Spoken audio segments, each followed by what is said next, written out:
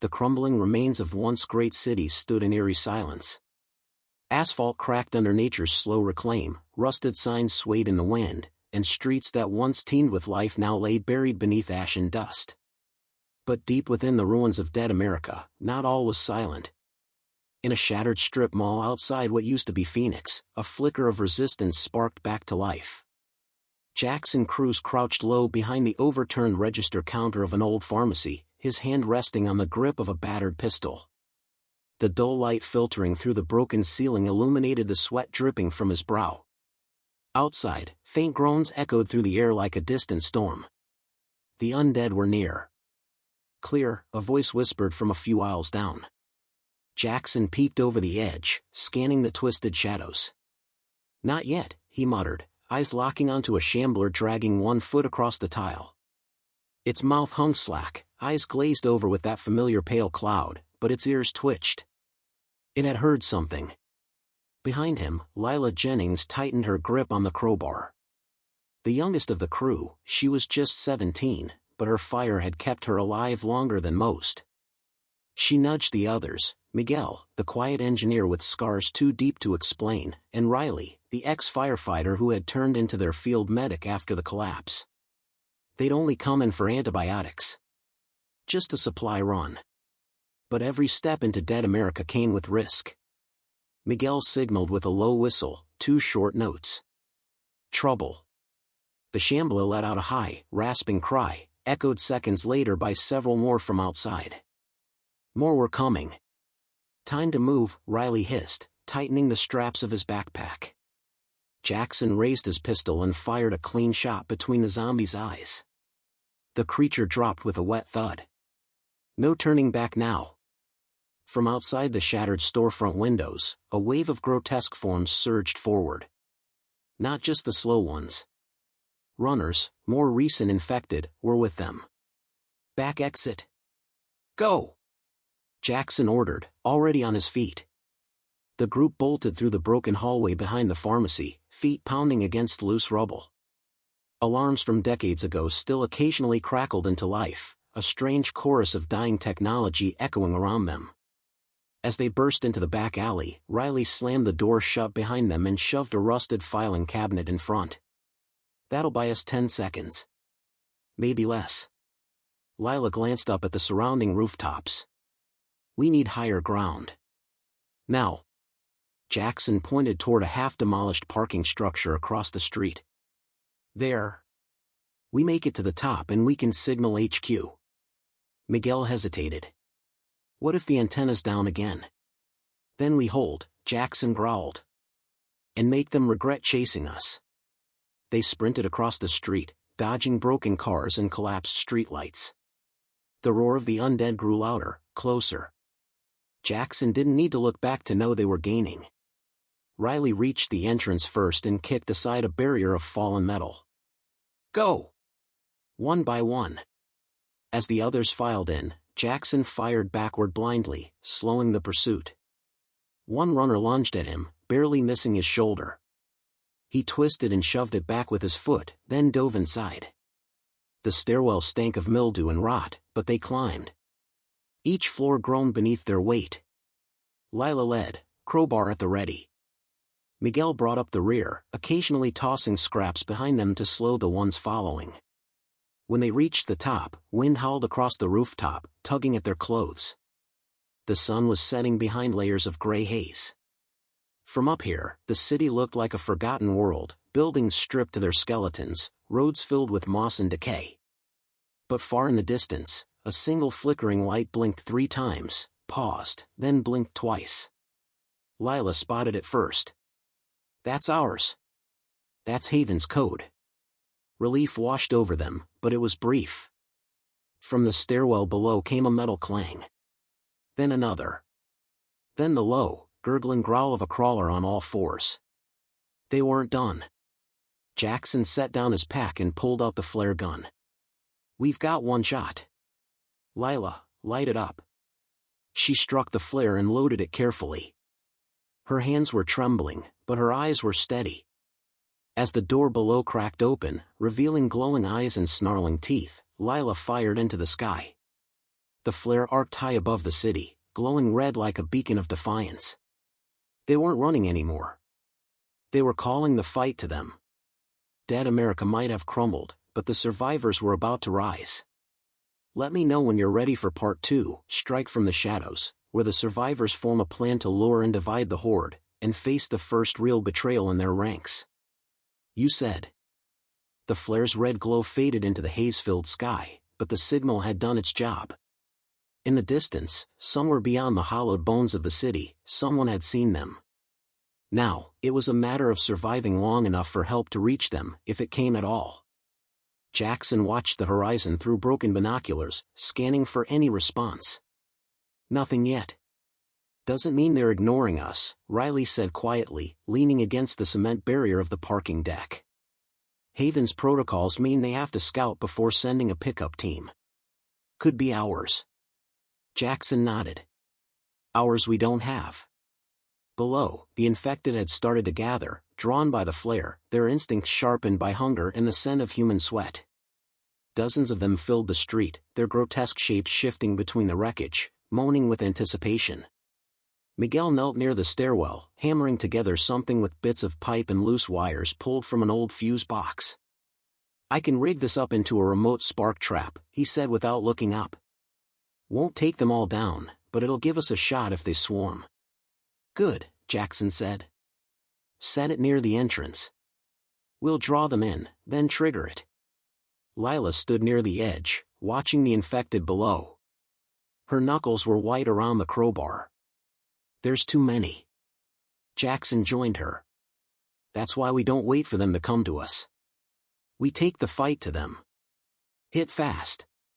Pull back. Make them scatter. Miguel looked up, frowning.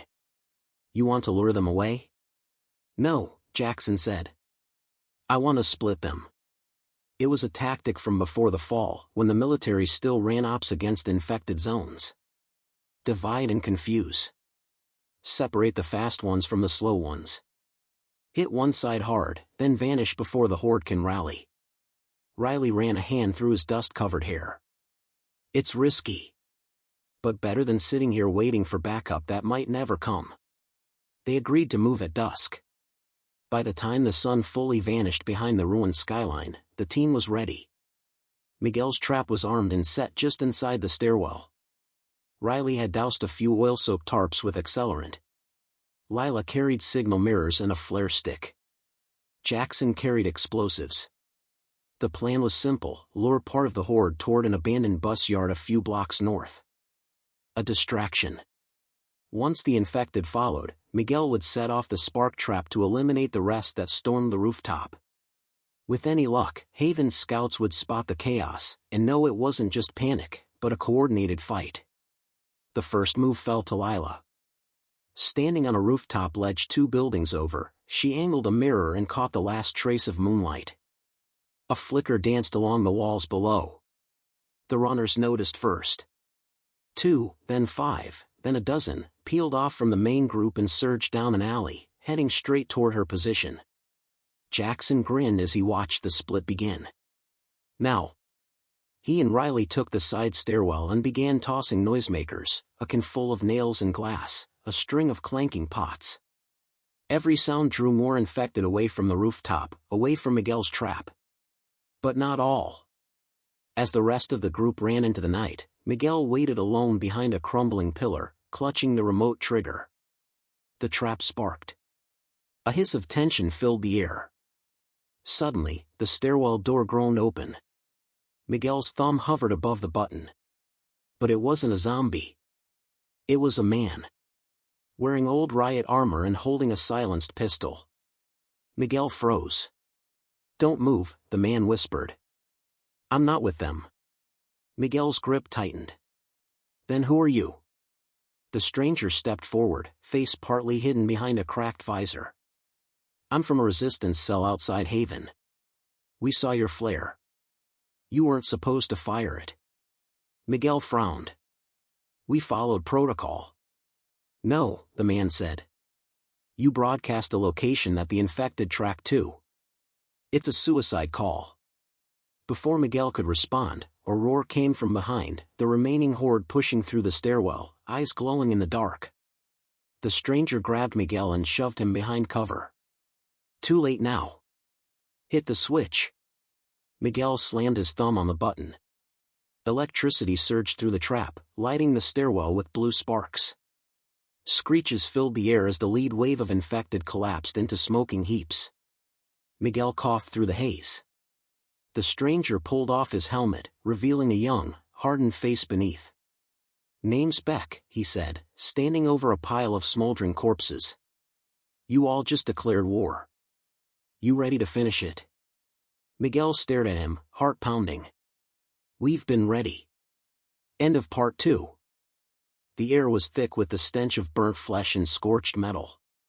The horde had been stopped, for now, but the silence that followed the explosion felt unnatural. It wasn't just the calm of survival, it was the tension before a storm. Beck moved first, taking a sharp glance over his shoulder as he lowered his weapon. "You might want to check your traps," he muttered, stepping past Miguel and peering into the alley. "More will come." Lila scanned the area, her eyes narrowing. "How do we know you're not leading us into a bigger mess?" Beck didn't flinch. His eyes, hidden under the shadow of his helmet, met hers steadily. "You don't. But you can either trust me, or die here. Your call." Jackson stepped between them, his voice low but commanding. "We don't have time for doubt. If you're really from the Resistance, then start talking. We need to know what's going on." Beck paused, as if considering the request. "It's complicated. The Resistance doesn't exactly have a grand plan. We're scattered. You're in the middle of an all-out war, and Haven isn't the safe haven it claims to be." The mention of Haven made everyone tense. Haven was supposed to be the last bastion of humanity, a place where survivors could rebuild, rest, and regroup. A place that was their only hope. "Keep talking," Jackson pressed. Beck wiped the dust off his suit and glanced back down the stairwell. "Haven's resources are stretched thin. But it's worse than that. They've been working with," he hesitated, searching for the words. "With some factions who have other plans. They're not just fighting the infected, they're using them." A cold shiver ran down Lila's spine. "Using the infected? For what? You've seen the new types, right? The faster ones, the mutated ones. That's not just a random mutation. They're experimenting. Creating stronger, faster, smarter infected. All in the name of survival, or control." Riley spoke up, his voice laced with disbelief. "You're telling us that Haven's been making these things? The new breeds?" Beck nodded grimly. "Exactly. But it's not just Haven, there are other factions working on the same thing. The world's a game now, and we're all pieces. Some people want to use the infected as weapons. Others want to create their own armies of undead." Jackson's fists clenched at his sides. "This is insane. You're telling us we've been fighting just to keep the real enemy alive?" Beck's tone hardened. "The real enemy isn't the infected, it's who controls them. And Haven? They've made deals with people who want to turn this apocalypse into a game of power. We need to stop them before it's too late." Silence settled over the group, each person processing the information in their own way. Trust had always been a fragile thing in this new world, but this revelation threatened to shatter it completely. Lila crossed her arms. "So what now? We can't just go charging in blind. We need a plan." Beck's eyes darkened. "We have one. But it won't be easy. You're right about Haven. We can't trust them. But there's a facility near their base, one that's been abandoned. It's where they've been hiding their projects. If we hit it, we can uncover everything. Prove they're lying to you." Jackson met Beck's gaze. "And after that?" "We expose them," Beck said simply. "We burn it all down." Riley let out a low whistle. "Sounds like a suicide mission." "It's not," Beck replied, a faint smirk tugging at his lips. "Not if we do it right." They gathered around, sharing a moment of uneasy camaraderie. This wasn't a mission of survival anymore. It was a war. A war against those who sought to control not just the living, but the dead. "We need to move now," Jackson said, the leader within him rising. "No waiting. We go in, find the truth, and get out before they realize we're coming." "Agreed," Lila said, her eyes sharp. "We can't let them keep using the infected like this." With one last look at the darkened alleyway, Jackson turned and began leading the group toward their next step. Every movement felt like a step closer to an all-out war. But there was no turning back now. Beck walked alongside Jackson, his voice quiet. "You know, they're not going to make this easy. The real question is, are you ready to fight?" Jackson didn't hesitate. "I'm ready." "We all are." The night was quiet as they approached the facility, nestled deep in what had once been a sprawling industrial district. The surrounding area had long since been abandoned, torn apart by the infected and the remnants of human desperation. Now, it stood like a dark monument to forgotten promises, with shattered windows and rusted fences marking its boundary. Jackson signaled for the group to stop. They crouched behind an old wrecked truck, their breath shallow, eyes darting toward the looming building. The facility was a concrete fortress, its walls cracked and weathered by time. There were no guards. No lights. Only the occasional shadow moving behind the grime-covered windows. "This is it," Beck whispered, his voice low and steady. "They keep their most sensitive experiments here." Miguel frowned. "Sensitive? You mean those things we've been seeing out there?" Beck nodded, his face hardening. "Exactly. Haven isn't just experimenting with infected, they're weaponizing them. Creating super soldiers. They've been trying to find a way to control them. Make them an army." Lila tightened her grip on the crowbar she carried. "If they're really doing what you say they're doing, we can't let them keep going." Jackson scanned the area, trying to find a way inside. The building was fortified, but the main entrance was a set of large metal doors, probably the easiest point of entry, but it would also be the most obvious. The windows above were shattered, offering a possible secondary route. "There's a service entrance around back," Jackson said, his eyes narrowing. "We'll use that." They moved quickly, staying low to the ground. Every rustling sound seemed amplified in the dead silence, each step bringing them closer to the unknown. As they reached the back of the building, Beck took the lead, slipping between the shadows like a ghost. "Quiet," Beck warned, as he reached the metal door. He fumbled with a lock for a moment before pulling it open with a soft creak. They slipped inside, one by one, into the cold, sterile darkness of the facility. The inside was even worse than they'd imagined. The air was thick with the scent of chemicals in decay, and the floor was littered with broken glass and overturned furniture. Cages lined the walls, many empty, but some still contained what looked like failed experiments, mangled, mutated bodies that had once been human. "This place, it's a nightmare," Lila whispered, her eyes wide with horror. They moved through the corridors cautiously, each footstep echoing unnervingly in the silence. Beck led them deeper into the building, past rooms marked with faded signs that had once indicated laboratories or storage units. They turned a corner, and Beck held up his hand to stop them. Ahead, a faint light flickered beneath a door. Voices could be heard, muffled but distinct, hushed, urgent conversations from the other side. "Someone's in there," Jackson whispered. Beck nodded. "That's where they keep the main control room. It's where they've been running their experiments."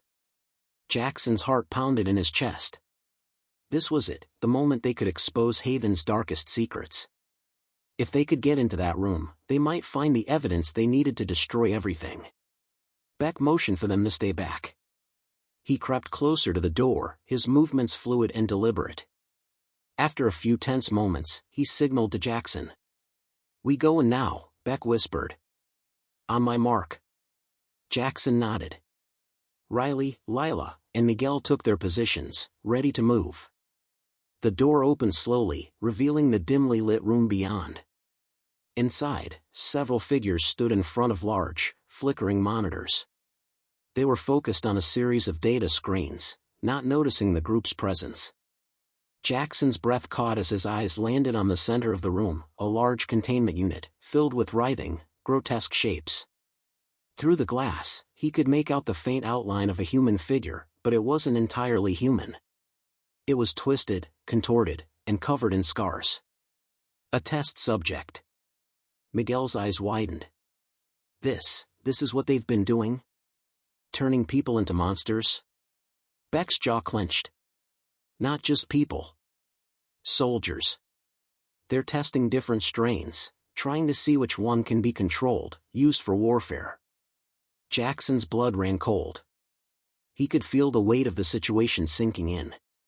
We have to take them down. Now. Beck moved swiftly, approaching the figures at the monitors. With a sharp move, he knocked out the first guard with a well-placed strike. The others turned in surprise, reaching for their weapons, but it was too late. Miguel charged in next, knocking the second guard to the ground. Riley was quick to pull a knife from his belt, using it to silently subdue the third. The last guard reached for an alarm, but Lila was faster, sprinting across the room and slamming the butt of her crowbar into his skull. He crumpled to the floor, unconscious. Clear, Jackson called out, stepping into the room.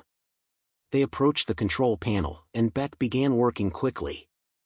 His hands flew over the keyboard as he pulled up files and data reports, his eyes scanning the screen. "These are the records we need," Beck muttered. "Everything's here, experimental data, subjects, their plans." The others crowded around, reading the screen with growing horror. The depth of Haven's betrayal was far worse than they'd imagined. Jackson turned to Beck. "We need to get this information to the right people. We can't let them keep doing this." Beck nodded, his expression grim. "It's not going to be easy. But if we expose Haven now, there's a chance we can stop them, before they can create an army of the undead." The room seemed to close in on them as Beck quickly transferred the data onto a portable drive. The hum of the computer filled the air, but the silence was short-lived. Lila's eyes flicked to the door. "We've got company," she whispered. The faint sound of footsteps echoed down the corridor, heavy, hurried. It didn't take much to realize that the noise wasn't just the guards coming to investigate. It was the unmistakable shuffle of the infected. "They must have triggered an alarm," Jackson said, his voice cold and controlled. "We don't have much time." Beck yanked the portable drive from the computer and stuffed it into his jacket. "We need to get out of here, now." Jackson nodded. "Riley, Miguel, cover the door. Lila, you're with me." We move fast. As the group gathered themselves, the door to the control room suddenly flew open, and two guards burst inside, guns drawn. There was no hesitation. Riley lunged forward, tackling one of the guards to the ground. The other reached for his radio, but Lila was quicker, her crowbar crashing down with a sickening thud. The guard crumpled, and in the next instant, Riley was already moving toward the exit, dragging the unconscious body of the first guard with him. "We're not done yet," Beck growled, moving to the door. "The real danger is coming." Jackson turned to Beck. "What do you mean?" "There's a reason the infected are closing in now," Beck said, his face hardening. "They know we're here. They've been herding them toward this building. It's not just a coincidence." Suddenly, a loud roar echoed down the hallway, and the ground beneath their feet seemed to tremble. The walls were lined with metal doors that led to holding cells, and they were beginning to rattle. Miguel cursed under his breath. "They're not just infected. These are the creatures they were experimenting on. And now they're awake." Without warning, the metal doors slammed open, and the first of the mutated creatures emerged, fast, deadly, and terrifying. It was an abomination, half human and half monster, with limbs that twisted in unnatural ways and eyes that glowed with an eerie hunger. The group reacted immediately. Jackson fired first, hitting the creature in the chest. It staggered but didn't fall. Riley grabbed a nearby pipe, swinging it at the monster's head. Lila darted forward, her crowbar a blur as she aimed for the creature's knees. "Get out of here!" Jackson shouted. "Now!" They pushed forward through the door, running down the hallway at breakneck speed. Behind them, the sounds of the creatures and infected filled the air, growing louder with each passing second. "We need to get to the exit," Beck barked. "Stay close and don't stop running." The corridor stretched out before them, narrow, winding, and filled with the oppressive stench of decay. Every turn brought them closer to the exit, but it also brought more of the mutated creatures, each one more dangerous than the last. At one point, the hallway split into two paths, and Beck chose the left route, dragging the group down a darker, more narrow passage. "I'm not sure this is the best idea," Lila muttered, her voice tinged with panic. "This place is a maze." Beck didn't answer, his eyes scanning the shadows ahead. "We can't afford to be caught." As they sprinted down the corridor, they reached another intersection. The ground rumbled beneath them, and the sound of screeching metal pierced the air. The walls began to shake, and the lights overhead flickered, plunging them into temporary darkness. Then, with a deafening crash, the ceiling above them collapsed, sending debris tumbling down. "Go! Go!" Jackson shouted. They dove forward, just narrowly avoiding the falling rubble. Their path was now blocked by large chunks of concrete, but there was no time to stop. They had no choice but to fight their way through. Riley grunted as he swung the pipe again, smashing through a few pieces of debris. "We're not going to make it through this way." Beck's voice came from the front. "There's another exit, just ahead. Follow me." With the infected close behind, the group didn't hesitate. They pushed forward with everything they had, muscles burning from exhaustion and fear clawing at their throats. There was no time to think, only to act. Finally, after what felt like an eternity, they reached the end of the hallway. The exit door was in sight. But as they neared it, they heard it, the screech of claws on metal. The mutants were gaining.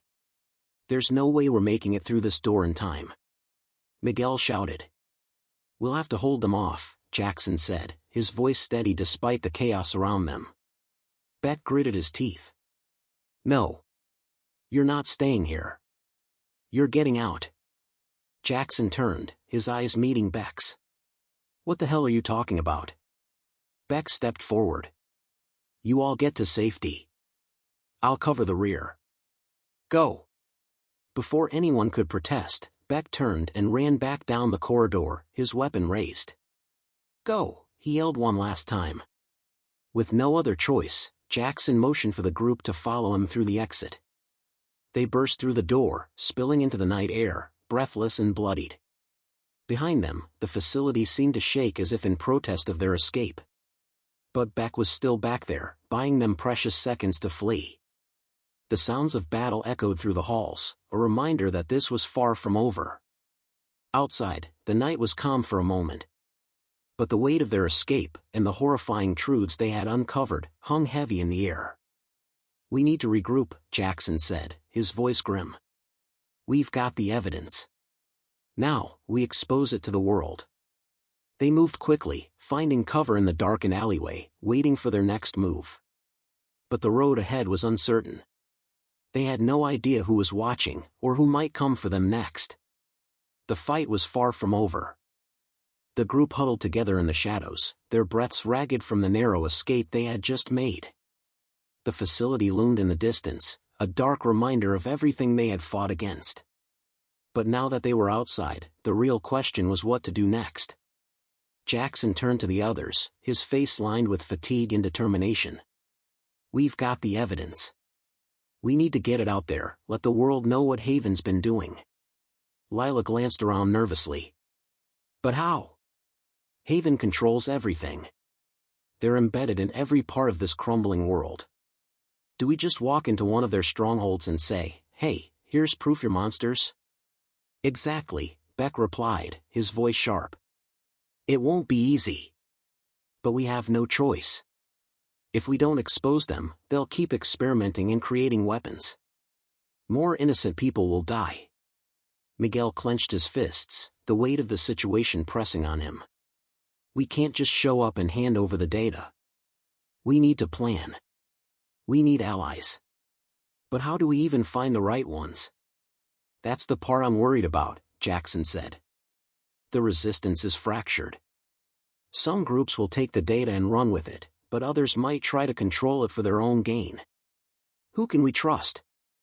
The uncertainty hung heavy in the air, as if the crumbling remnants of America mirrored their fragmented choices. They knew that the fight ahead wouldn't just be against the infected, it was going to be a battle against human greed, power, and betrayal. Beck glanced around.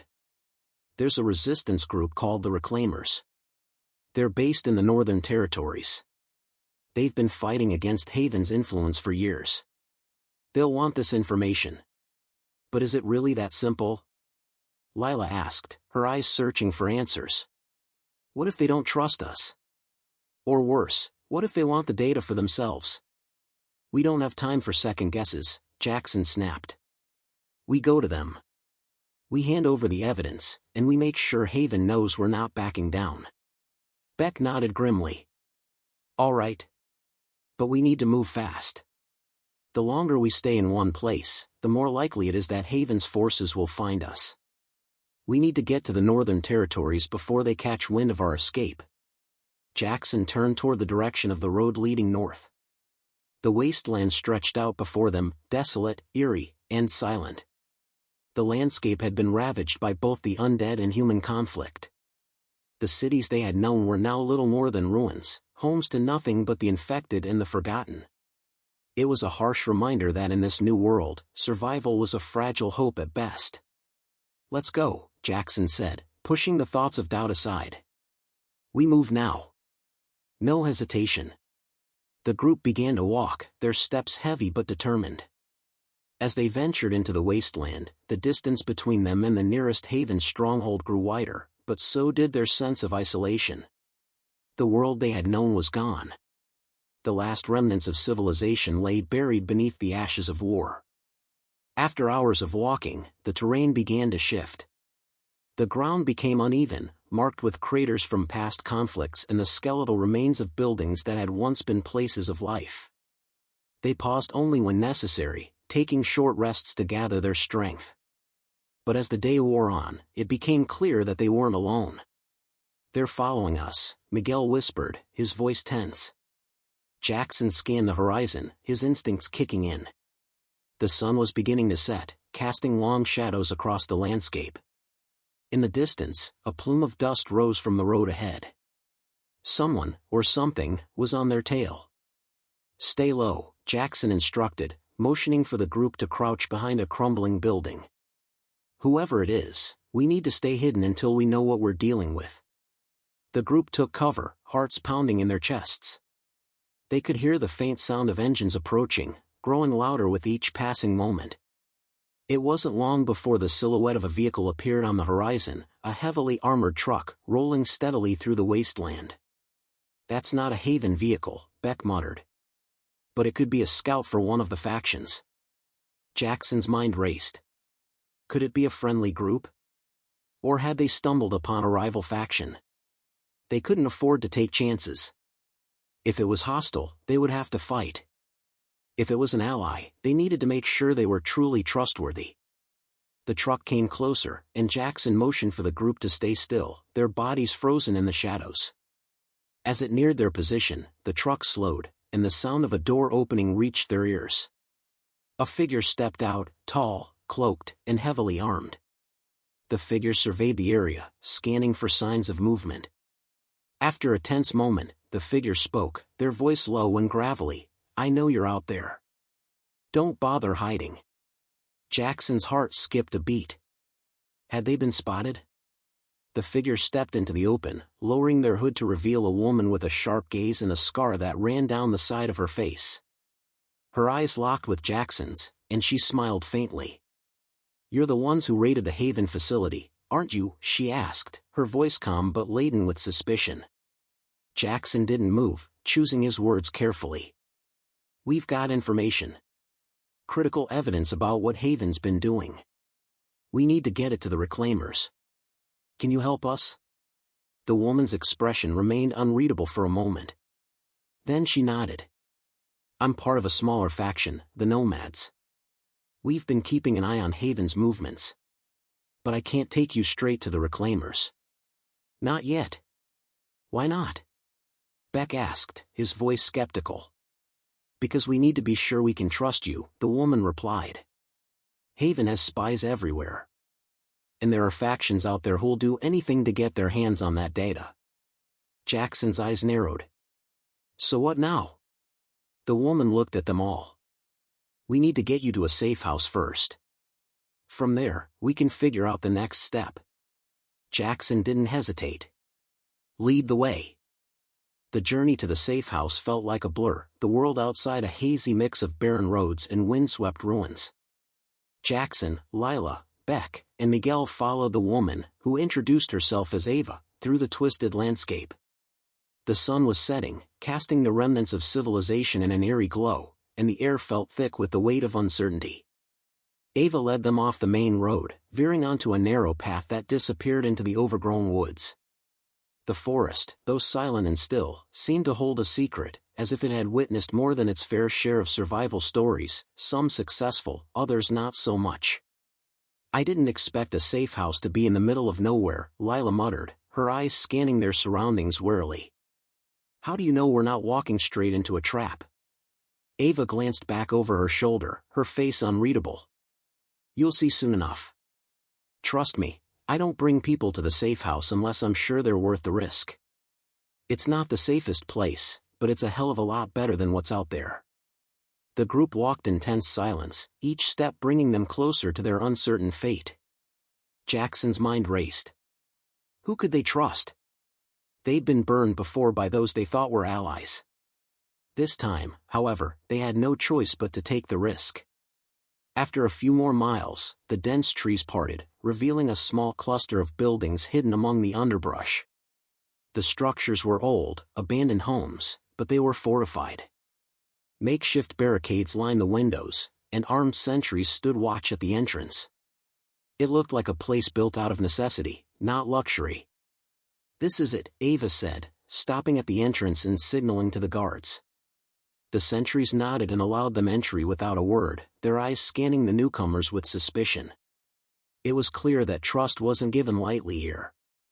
Ava led the group into a dimly lit room at the center of the safe house, where a handful of survivors sat around a fire, their faces worn and tired. This is our last chance, Ava said, her voice low but firm. We've been watching Haven for too long. The situation's getting worse every day. The world outside is falling apart faster than we can stop it. But we still have one thing Haven doesn't, hope.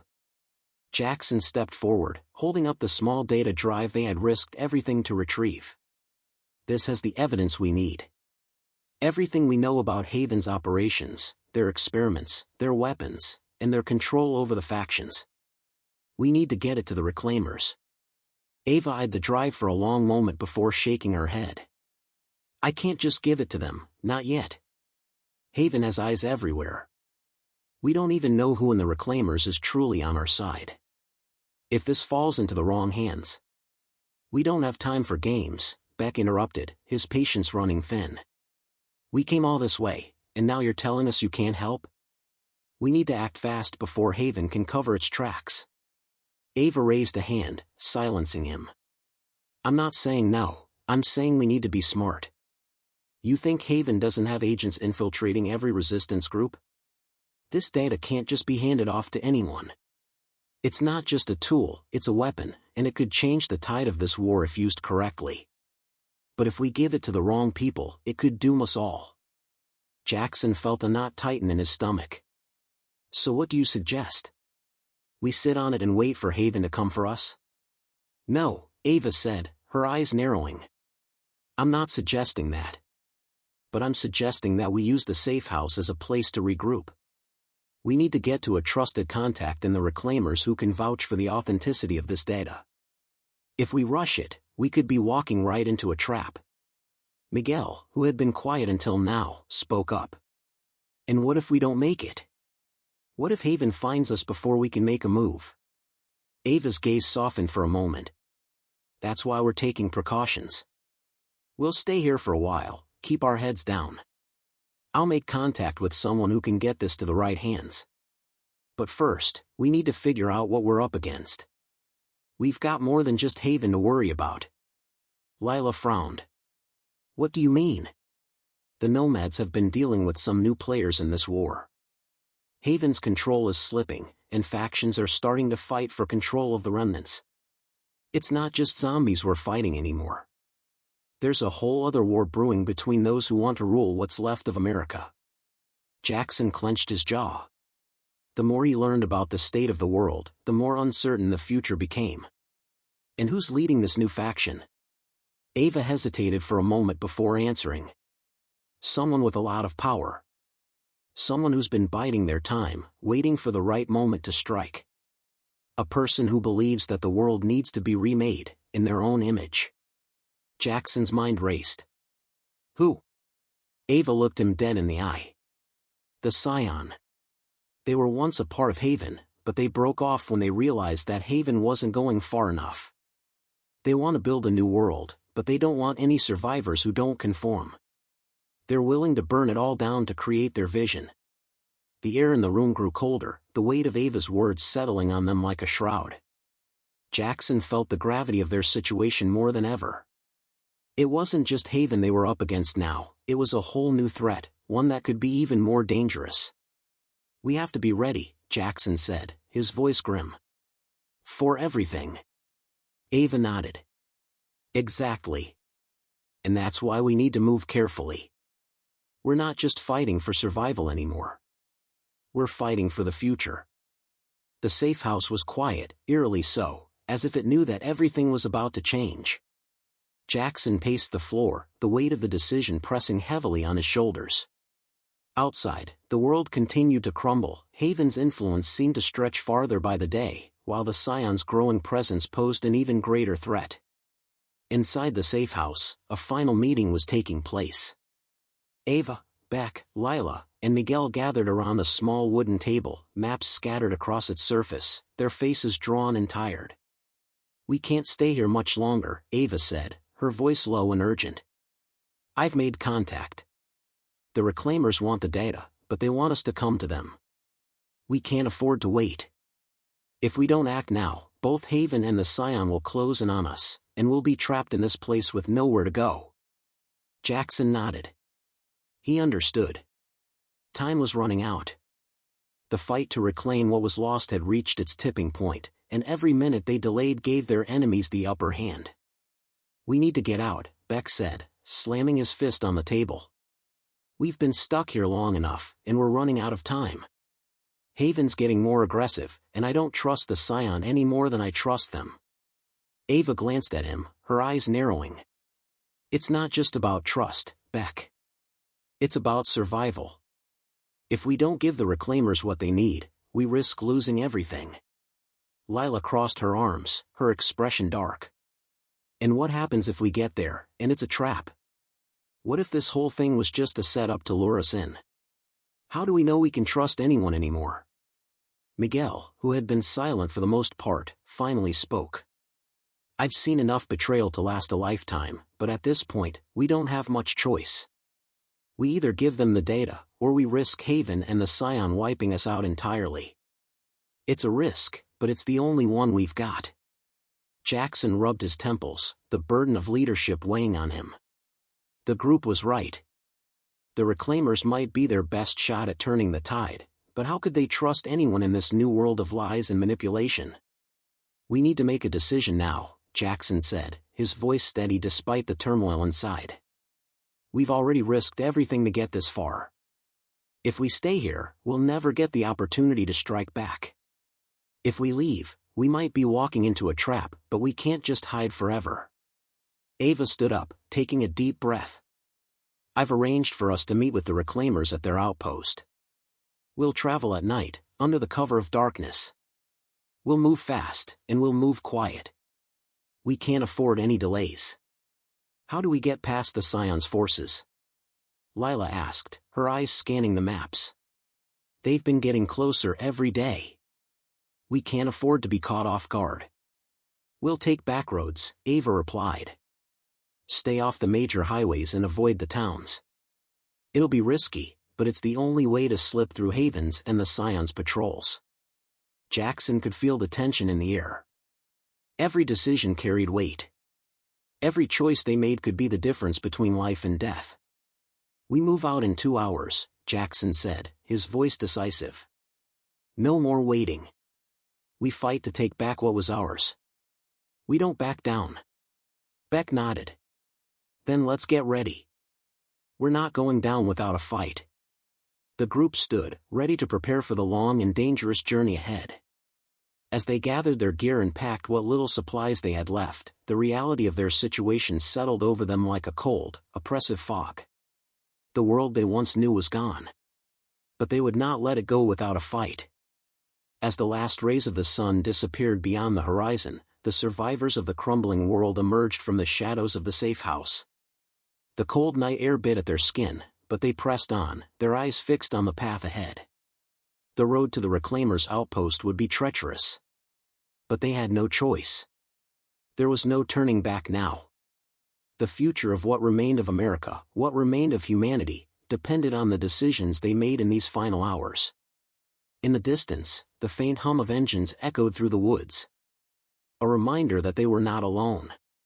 Both Haven and the Scion were out there, hunting, waiting, and they would stop at nothing to control the future. But Jackson wasn't afraid. For the first time in a long while, he felt a spark of hope. He could hear the sounds of the past, the hum of a world that had once been. It was faint, but it was there. He wasn't alone anymore. And neither were the people he'd fought for. As they moved silently through the night, the survivors kept their focus on the mission ahead. A mission that could reclaim everything they had lost, or destroy them all in the process. But one thing was certain, this wasn't the end. This was just the beginning. The end. That concludes Part 8. The story is now complete.